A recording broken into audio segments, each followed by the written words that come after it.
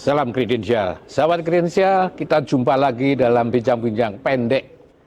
Kali ini, kami kedatangan seorang tamu yang istimewa, dan saya tidak sengaja ketemu di Roma. Di Roma seorang tokoh yang sangat dikenal di Indonesia, ketua Kadin, ketua umum Kadin, bahkan 2 minggu yang lalu diangkat menjadi ketua Dewan Masjid Indonesia, dan juga chairman of Global Movement 5P. Ya, ini sebuah organisasi yang nanti bisa cerita panjang lebar, 5P. 5P kan sangat menarik. Kenapa 5? Itu tentu saja itu ya. 5 itu dari peace, prosperity, people, planet, and partnership. Nah, siapa lagi bukan Pak Arsyad Rashid. Selamat sore Pak Arsyad. Selamat sore Bapak. Terima kasih sekali. Senang sekali Jadi Pak. kita ketemu di sini, nggak sengaja Iya, kan? nggak sengaja Pak. Dan ketemunya di Roma lagi Pak. Di Jakarta nggak pernah ketemu. Saya tadi loh, wah ini Pak Arsyad Rashid harus saya culik ini untuk ngobrol-ngobrol sedikit. Saya lagi terima kasih banyak Pak Rashid. Sama-sama ya, Pak. Saya selama berapa waktu dengar aja namanya Pak Arsyad Rashid. I hope it's good Pak. It's good, everything is good. I hear anything good. Jadi saya dengar dan sekarang ketemu di Roma dalam sebuah simposium. Iya Pak. Simposium sangat menarik. Ketika saya dikasih tahu untuk ada di simposium ini, saya ingin tahu apa ini simposium, ya kan? 5P. Oppo gitu Pak. Itu 5P. Gitu, Apa itu 5P?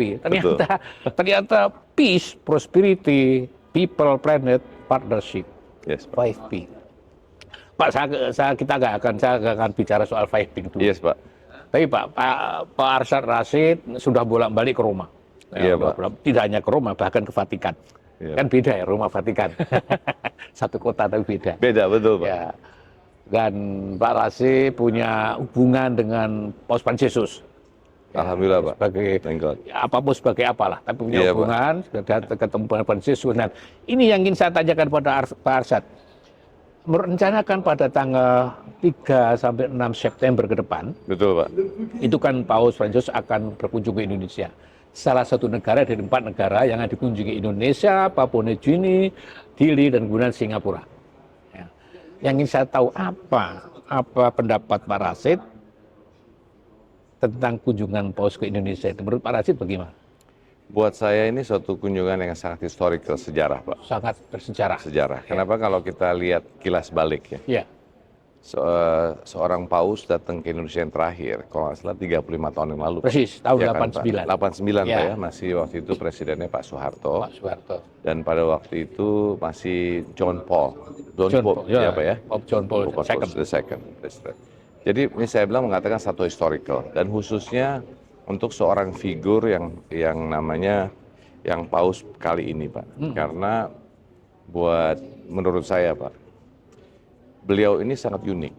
Sangat unik. Unik Pak. Kenapa sangat unik? Nah, uniknya adalah beliau ini saya mengatakan waktu dari mulai awal, beliau tuh membawa nilai-nilai yang saya mengatakan adalah the message of love Pak. The message of love. Di sisi ini beliau membawa kembali bahwa bicara mengenai values of humility. Beliau bicara value of compassionate. Beliau bicara mengenai bagaimana the stewards of environment. Kita bicara mengenai lingkungan hidup. Yang hampir dilupakan. Hampir dilupakan. Ya.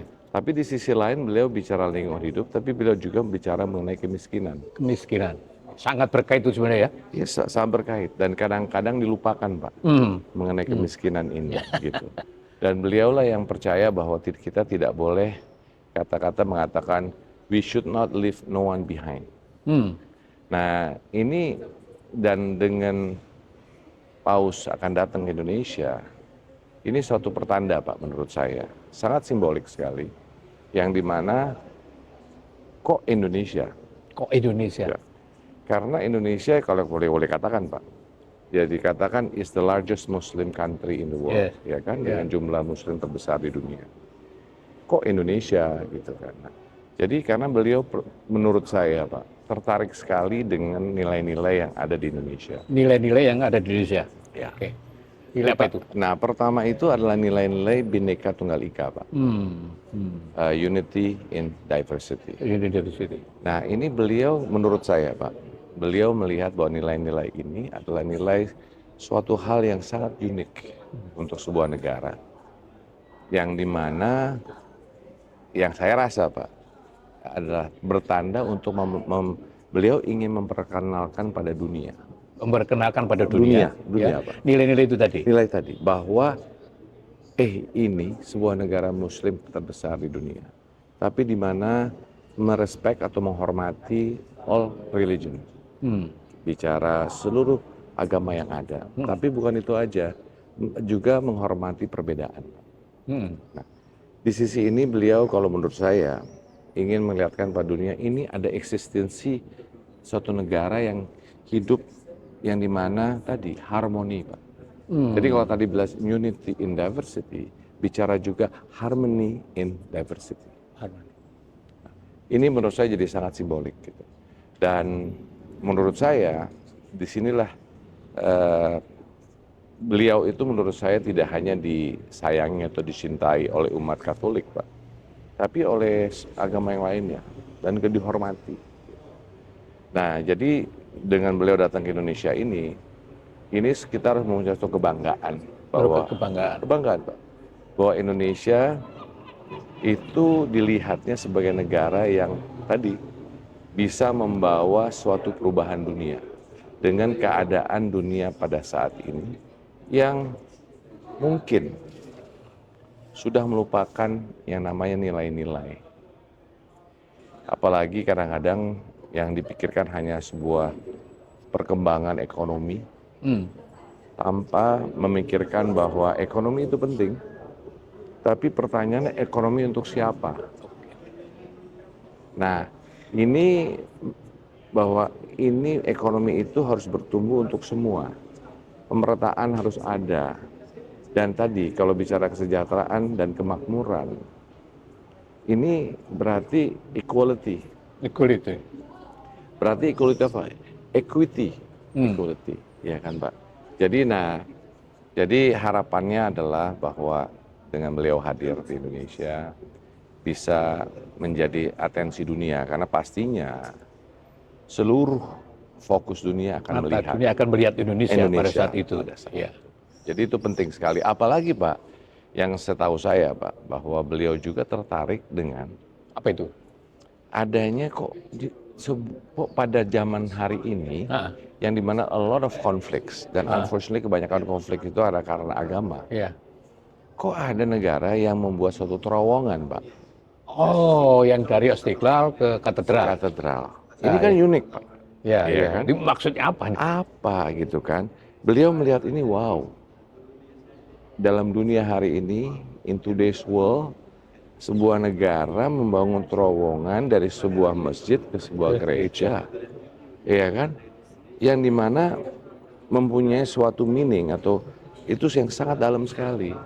Apalagi kan dinamakan, kalau nggak salah saya Pak, itu adalah terowongan toleransi. Iya. Nah ini kan juga ketertarikannya beliau, Pak. Tapi di sisi lain juga tadi bicara diversity, bukan bicara hanya diversity sebagai manusia saja, tapi juga yang dikatakan sebagai the biodiversity yang Indonesia miliki. Itu juga ketertarikan beliau, karena beliau sangat ini dengan concern tentang lingkungan hidup, Pak. Dengan lingkungan hidup, ya. Dan bagaimana Indonesia, menurut saya sudah membuat suatu komitmen yang luar biasa, yaitu membuat komitmen net zero pada tahun 2060. 60 ya. 2060, ya kan? Nah, ini adalah suatu hal yang saya rasa adalah sebahagian dari kenapa beliau itu. Dan setahu saya Pak juga bahwa tadi Bapak sharing mengenai 5Ps tadi. Iya. Karena kalau cerita 5Ps ini memang adalah hal nilai-nilai yang memang ingin kita angkat. Dan 5P ini menjadi juga bagian penting Pak buat beliau. Karena apa? Karena ini juga dan penting untuk Indonesia. Karena di dalam 5P-nya ini Pak, tadi Bapak sudah mengatakan bahwa peace, prosperity, people, planet, and partnership. Nah, partnership-nya ini Pak, kita memasukkan 2-3 nilai Indonesia. Apa itu Pak nilai? Yang pertama tadi Bhinneka Tunggal Ika. Bhinneka, ya, keragaman ya. Betul Pak. Yang kedua adalah gotong royong. Gotong royong. Which is kalau saya mentranslate-nya menjadi inclusive collaboration. Inclusive collaboration. Kolaborasi, Ya, ya. inclusive collaboration. Dan yang ketiga adalah yang sangat dalam sekali Pak, Apa itu? yaitu musyawarah mufakat. Oh ya, itu ada Pancasila kan ada itu. Ya, Ya, sila keempat kan. ya, musyawarah mufakat. Nah, kenapa musyawarah mufakat penting sekali Pak? Dan itu demokrasi artinya ya. Ya Pak? Itu artinya demokrasi ya. Demokrasi. Nah, itu is a true demokrasi, is Ya. a true demokrasi Pak. Yang dimana kalau dikatakan apa namanya sebagai musyawarah mufakat, karena gini Pak, kadang-kadang kita ini sudah lupa. Nah. Kita sekarang ini mudah sekali untuk mengatakan ya udah, Anda mau pilih A, pilih B. Either Ya. with me atau With you or with me. Iya. Habis itu kita vote aja ya. Ya, Paling mudah Pak, voting ya. Pak. Nah itu artinya nggak ada musyawarah di situ. Nggak ada kan? musyawarah, Ya. cuma hanya milih Pak. Karena musyawarah itu artinya ada pengorbanan kan. Pengorbanan. Nah, Dan yang paling pertama Pak, utamanya adalah kita diminta untuk melakukan interaksi dulu Pak. ya. Berkomunikasi. Ya. Dan berkomunikasi dalam karena apa? Musim saling mengerti. How? Kenapa? Ya. Dan saling mencari Titik temu. sesuatu. Titik temu Pak. Ya. Nah itu penting karena tadi nggak bisa kalau gini sih istilahnya kalau you menang saya menang terserah nih siapa kalah menang. Ini nggak boleh. Kita kan mau bicara menang-menang. Artinya bahwa yang namanya musyawarah itu selama ini sudah sedikit terlupakan ya. Terlupakan. Ya. Saya katakan sedikit. Iya. Nah inilah yang menjadi saya rasa juga ketertarikan Pak. Ya. Pak Arsyad, ya terima kasih banyak. Tadi antara lain soal terowongan tadi. Ini kan sama dengan prinsip Paus untuk membangun jembatan. Ya kan? Ya. Paus kan waktu di Amerika itu jangan bangun tembok, kalau tembok memisahkan, tapi bangunlah jembatan. Jembatan, betul. Untuk menghubungkan satu dan yang lain. Bukan tembok, Pak. Bukan tembok. Bukan. Ini tembok kayak ini kan memisahkan di sana dan di Betul. sini. Nggak ada pintu sama sekali. Betul. Ini harus diharapkan Paus ada jembatan. Betul. Nah, diversity tadi, ini kan butuh jembatan. Betul. Untuk bisa kemudian sampai pada musyawarah ketemu titik temu Betul, tadi. Pak. Ya. Terima kasih banyak. Yang kedua, pertanyaan saya kedua, Pak Iya, Arsyad, itu Pak Arsyad yang sudah tidak tahu berapa kali ketemu Paus, tentu menangkap, menurut Pak Arsyad, Paus itu sosok yang bagaimana?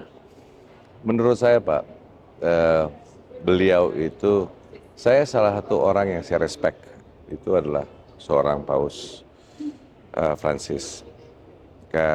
Beliau tadi, Pak, saya mengatakan value-values yang beliau bawa itu, bahwa kesederhanaan Pak.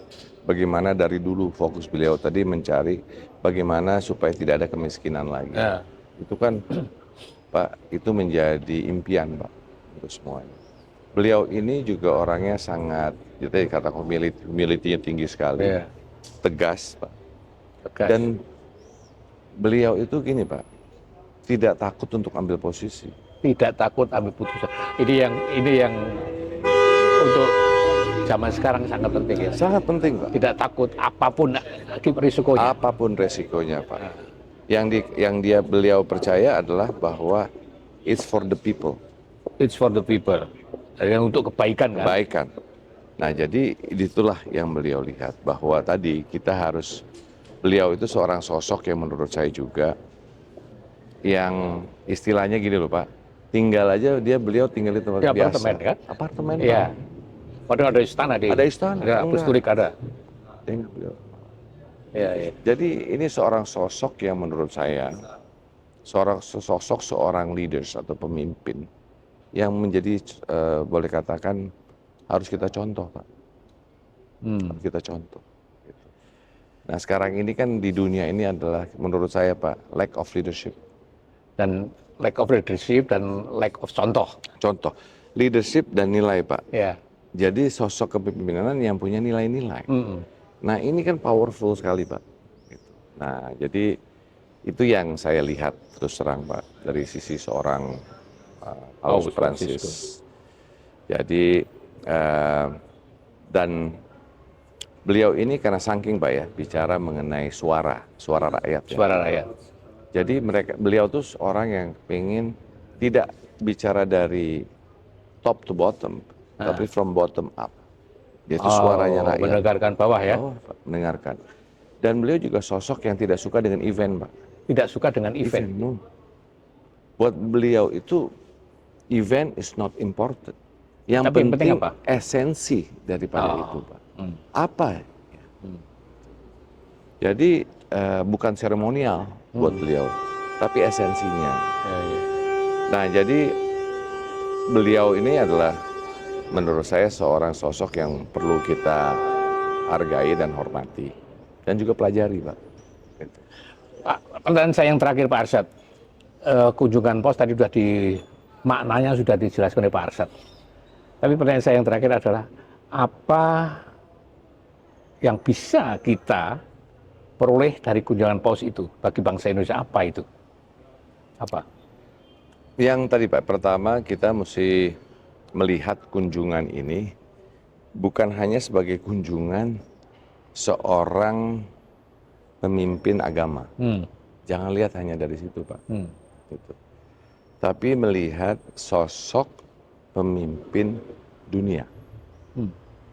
Seorang sosok pemimpin dunia yang humble Pak. Yang humble. Yang humble.